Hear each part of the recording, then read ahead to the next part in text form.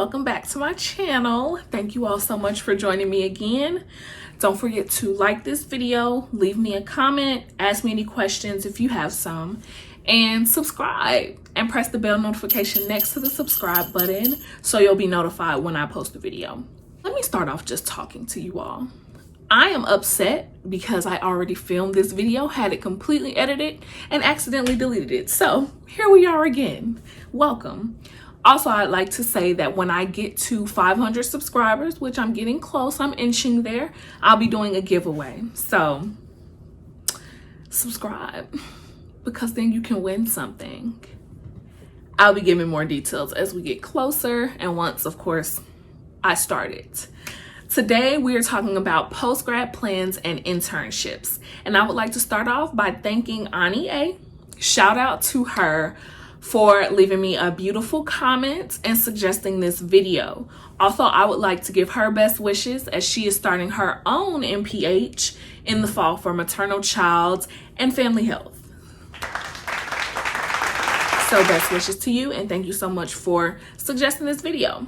I must emphasize again before we get into the nitty-gritty to like, comment, and subscribe, especially subscribe, because according to my analytics, 86.4% of my watchers are not subscribed. 86.4% of my watchers are not subscribed. So if you're not subscribed and you're watching this, you're stealing. Go ahead and subscribe.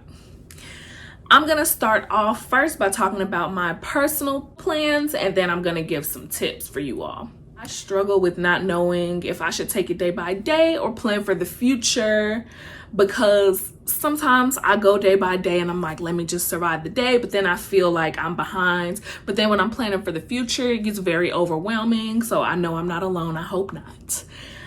And there's lots of anxiety around the post-grad questions. We all get them. They are normal. So what's your degree? What do you want to do with that? What job are you going to do after school? Does that make good money? I have learned that those questions are inevitable, and let me help you out. Since they're inevitable, you just need to have a planned response. Even if it's not, all the way true, even if you're not 100% sure. Don't say a plumb lie, but just have a planned response. That way you can just say whatever and keep it moving. Everything and everyone grows and changes, so it's all right to change your minds and basically go on a different path than what you expressed. Normal. It happened to me because originally I wanted to do physical therapy, and here I am in public health. Now, my plans post-grad, I'm gonna apply for jobs in Texas, Chicago/Chicagoland area, and possibly Georgia.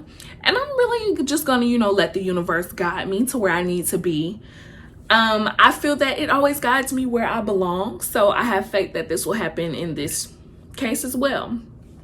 However, my ideal situation would be to get a job in the Chicagoland area. That way I can live with my mom so I can have time to, build myself financially and to get some quality time with her, because I miss my girl. Shout out to you, Mom, because she usually watches all my videos. She's my biggest supporter, guys. Honestly, truly. I just want the flexibility to be able to, go wherever I need to go. I don't have a desire to get an apartment or a house. That is definitely a thing. Like, lots of young professionals are going out and buying houses, getting nice apartments, and I am so proud of you. Like, kudos to you all. That's amazing. However, that's not a desire for me post-grad for at least, I'd say, at least a year, but more like 2 years before I think I'll do something like that. I don't really want to be chained to a location or to like expenses like that if I don't have to. And you'll see why later.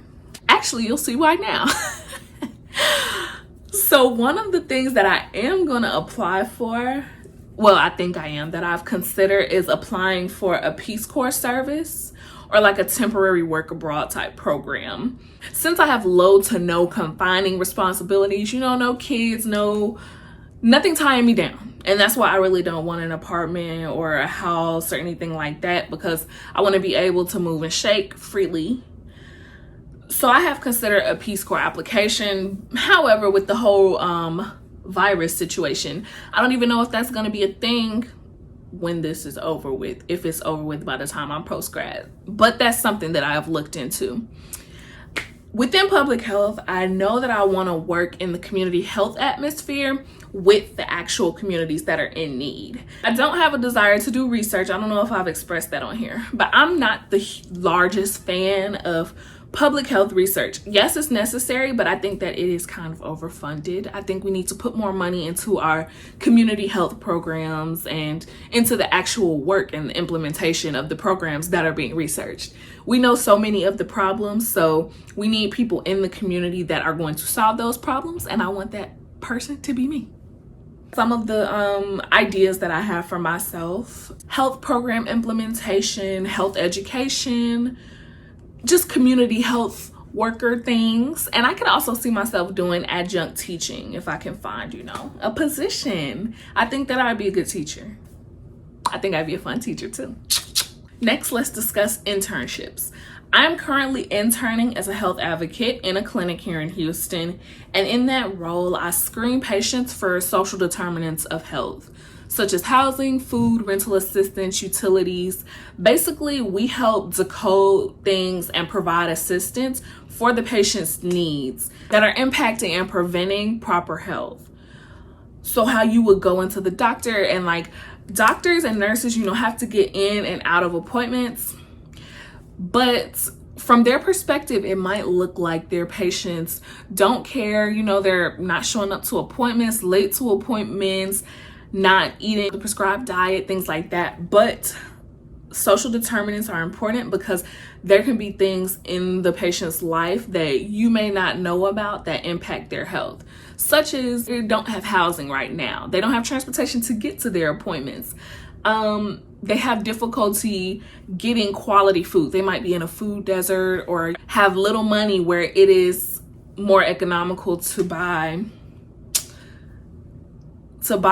processed foods, oodles and noodles, things like that. So basically, we screen for that and we help assist them with it. It's very, very important, and it definitely impacts health. So I'm happy that I can do that now because it is needed. Doctors are trying to find the medical problem and get out of there so they can see the next patient. So I think that we're a nice in-between to help. Also, another internship that I will be doing, I haven't found it yet, but I need to find a practicum for school credit. And a practicum is just an internship that we do for school credit. Sorry, that was redundant. In my practicum, I want to do a real world experience instead of virtual. However, I don't really know. I don't think it's iffy if that's going to happen. Ideally, I had planned for my practicum to be this summer before the virus happened because I wanted it to be in person when I didn't have to worry about too many other things. So I'm looking to do probably a fall spring split of the practicum. That way I don't have to rush and get all my hours in one semester, but we will see. We will see. Whatever my practicum is, I want it to mimic the job that I think I want. I want it to be community health worker-ish, and I want to get experience that's going to mimic those desired careers that I named, and possibly transition into a job, honey. Now let's get to the tips. Enough about me. My tips for post-grad plans are to plan what you want to do. Run that back, Turbo. Plan what you want to do and prioritize what is important for you, whether that is money, fulfillment, location, flexibility. Find and plan what you want to do, not what your classmates are doing, not what your family wants you to do, not what your friends think that you're doing. Plan what you want to do because you're going to be the one that has to do that job or, work where that is. So don't be influenced by what other people are doing and feel like you're not good enough and I need to be doing this too. No, do what you need to do what you want to do because it is your life. Also, I would say to start planning a year out. At least start gathering your interests, certain companies that you're looking at, locations that you want to apply. programs that you want to apply to and start applying a year out. That way you have time to interview and get rejections, get some acceptances, things like that. That's not something that you want to do 2 months out from graduating. Give yourself a year. That way you have time to fall down, get back up, and it's just not something that you want to rush last minute, because there's no guarantee. There's no guarantee, period. But if you do it last minute, there's really not a guarantee. Next, for internships, y'all, I think I'm gonna ruffle a couple feathers with this one, but I'm gonna go ahead and say it anyways. I personally think that you should not be afraid or feel too good for free internships. I know that there's a thing, especially with people in my age, generation, whatever I am, they're not fond of unpaid internships. And I mean, I get it. We all want money. I want money too. Totally get that. However, I think that sometimes they are necessary, and sometimes you can gain so much from it. You can gain so much from it. I get it that nobody really wants to work for free, but it's just necessary sometimes. Like when I was looking into physical therapy, when that was my path, I shadowed in a clinic for a whole summer, and y'all, I got offered a job. I don't even think it was a month in, but I couldn't do it because by the time I was trained, I would have had to go back. Like, I would have been back at school basically. But for cases like that where you have to get so many shadow hours, yes, there are jobs you can get to fulfill that, but it's not always promised. So I think just don't be afraid or too good for it, because some experience for free is better than none. And that's not to say that you have to be at an internship from 8 to 5 every single day. Even if you're just putting in some volunteer hours, 5 hours a week, y'all, get your experience, because it might have been volunteer, but honey, that's experience. So just go do it. Just go do it. And also, you don't want to hold your breath for paid internships. If you're applying for paid internships and not getting them, that should tell you to broaden your horizons a little bit and apply for some unpaid ones, or just reach out to somebody and say, hey, I'd like to learn more about what you're doing. Do you mind if I come volunteer, shadow, something like that? Because it's all experience, and at the end of the day, that's what you want. Also, choose internships that you would like to do as a job, and then do a bomb job at working there. It can transfer over to a job if you do great work. If they see that you can work like this for free, honey, and they really need you, they will offer you a job, as mentioned in the experience that I told you about. Next tip is to apply for paid post-grad internships along with the jobs that you're applying for.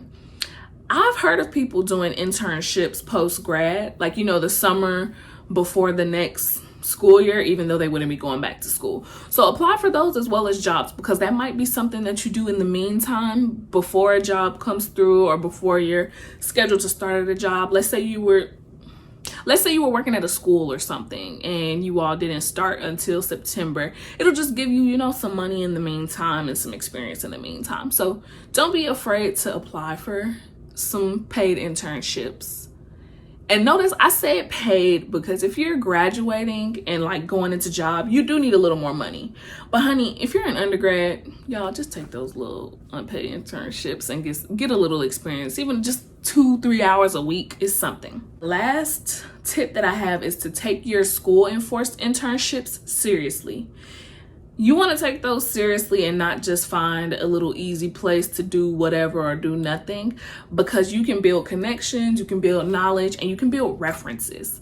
You all take them seriously, because if you do a terrible job or don't do your job or don't come or whatever the case is, that might be the cousin of the person that interviews you at your next interview, and they might say, hey, didn't she work here?